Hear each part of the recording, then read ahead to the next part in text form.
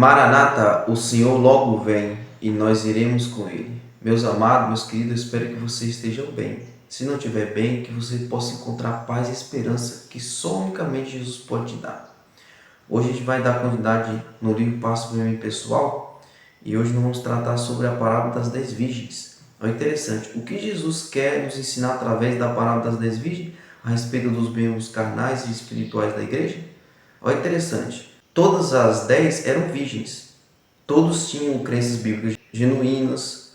Todas tinham lâmpadas. Todas tinham a Bíblia. Imagina, todas foram ao encontro do noivo. Todas aguardaram ansiosamente a segunda vinda. Todas dormiram. Todas ouviram o chamado e acordaram. Todas se prepararam as suas lâmpadas. Todas as lâmpadas se acenderam.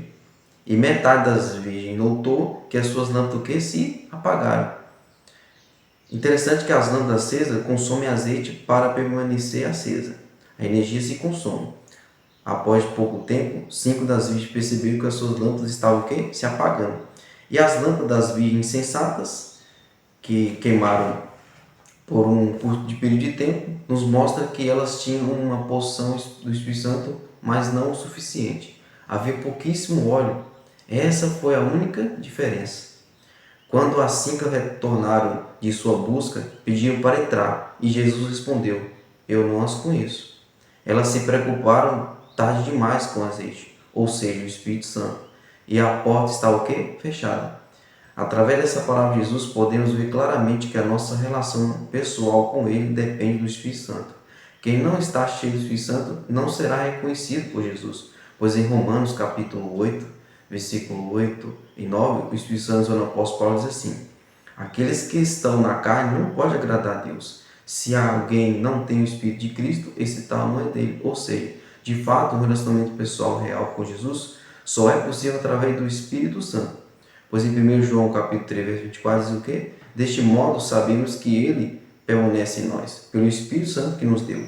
Isso significa que a certeza que tenho da plenitude do Espírito Santo e ao mesmo tempo me dá garantia de que estou em Cristo e Ele está em mim. Esta é exatamente a experiência que uma irmã teve quando participou dos 40 dias de oração. Através da presença do Espírito Santo em minha vida, ela experimentou uma relação com Deus completamente diferente e outros notaram a mudança que tomou lugar em sua vida. É interessante, uma irmã do sul da Alemanha escreveu o seguinte depois de ter estudado este livro.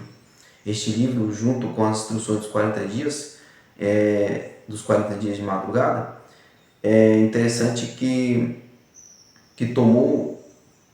tornou-se uma grande e esperada bênção em minha vida. Assim como eu, muitos outros membros de nossa igreja têm confirmado que algo estava faltando em nossa experiência de fé e agora temos o privilégio de experimentar Jesus transformando nossas vidas.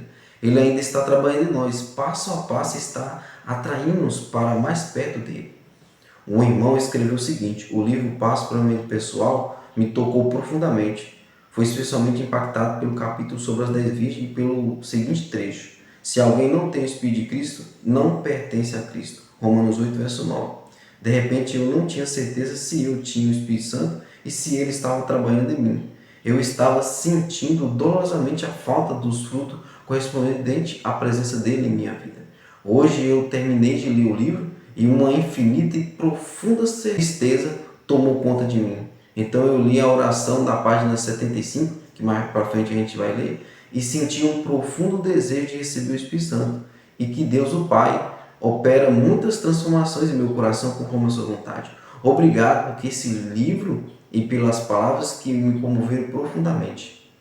A maior tragédia para o cristão carnal é que ele não receberá a vida eterna se a sua condição espiritual não mudar. Se alguém não tem o Espírito de Cristo, não pertence a Cristo. Romanos 8, verso 9. Concluindo, a diferença entre o membro espiritual e o membro carnal tem a ver com o Espírito Santo. O cristão espiritual está cheio do Espírito Santo. E em contraste, o cristão carnal não é ou não está suficientemente preenchido pelo Espírito Santo de Deus.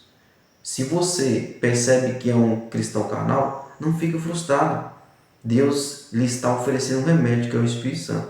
Em alguns ciclos, o Espírito Santo ele é muito subestimado, no caso, fanaticamente, sabe? E tem algumas coisas estranhas que não é do Espírito Santo. Por outro lado, em outro ciclo, ele é negligenciado, sabe? Esquivado, sabe? Muitos dizem que ele não existe.